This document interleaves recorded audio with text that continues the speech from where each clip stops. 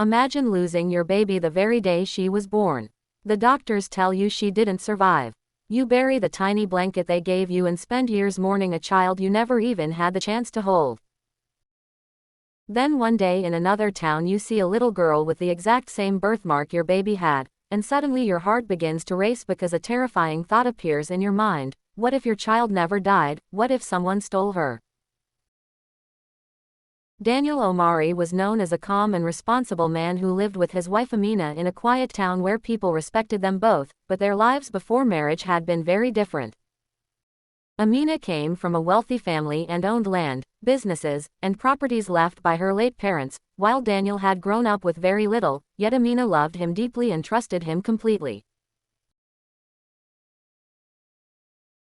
The only sadness in their home was that for years they had no child, and in Amina's family tradition everything would eventually belong to her child. For nearly 10 years Amina prayed for a baby, visited doctors, and tried every treatment possible while Daniel comforted her, but secretly he worried about something else. If Amina had a child, the child would become her next of kin and inherit everything she owned, leaving Daniel with nothing but second place.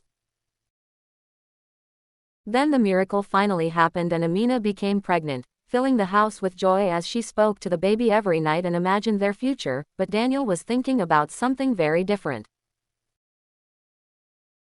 He knew that once the baby was legally registered she would inherit everything, and his chance of controlling Amina's wealth would disappear. So when Amina went into labor one rainy night Daniel made a decision that would change all their lives forever. After hours of pain Amina gave birth to a healthy baby girl. Daniel held the child for a moment and then the nurses took the baby away. Minutes later they returned with terrible news: the baby had died.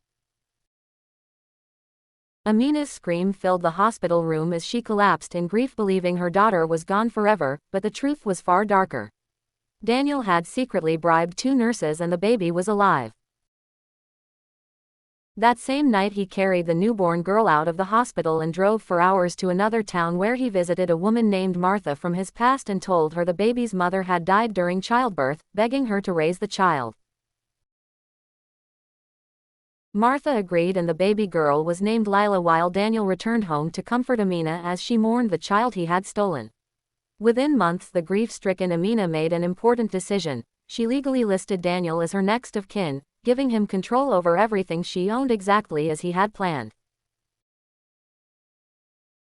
Years passed quietly and Amina slowly tried to rebuild her life while Daniel gained influence over her financial decisions, her businesses, and her legal documents, yet he secretly continued visiting the town where Lila lived, watching her grow up from a distance and sometimes bringing gifts while pretending to be nothing more than a family friend.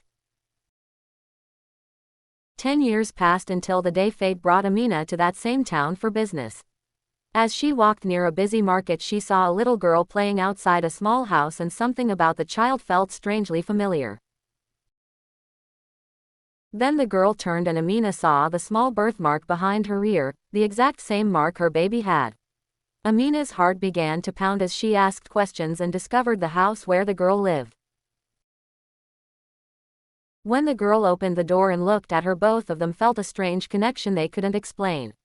Amina returned home restless and confused, unable to forget the child's face, and soon she returned to the hospital where she had given birth.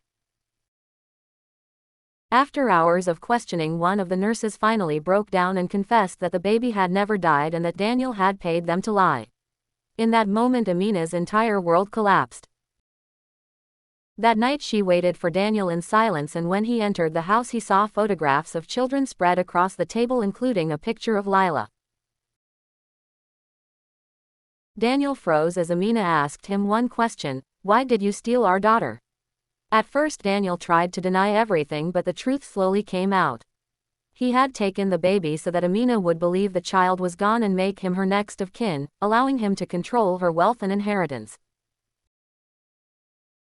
The pain of the truth shattered Amina's heart because for 10 years she had lived in grief while Daniel had quietly benefited from the lie. The next morning she took the case to court and the entire town was shocked by the story of a husband accused of stealing his own child. Witnesses stepped forward, the nurses confessed, and Martha revealed the story Daniel had told her the night he brought the baby. But instead of apologizing, Daniel became aggressive and began threatening Amina to drop the case. Soon she started receiving anonymous messages telling her to stop or face consequences. One night her car brakes suddenly failed while she was driving home and she barely survived. Amina realized the truth. Daniel was trying to silence her before the court exposed everything. But after 10 years of loss, she refused to give up. Months later, the final court hearing arrived and the judge reviewed all the evidence: bribery, kidnapping, deception, and manipulation of legal documents for personal gain.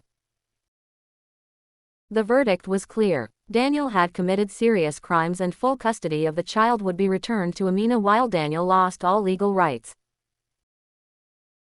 A week later, Amina returned to Martha's house where Lila stood quietly near the doorway. Amina slowly knelt down and said softly, "My name is Amina. I'm your mother." The little girl looked confused at first, but something in her heart seemed to recognize the truth and she slowly stepped forward and hugged her. Outside the house, Daniel stood silently, defeated, watching the family he had almost destroyed walk away together as mother and daughter finally began the life that had been stolen from them for 10 long years.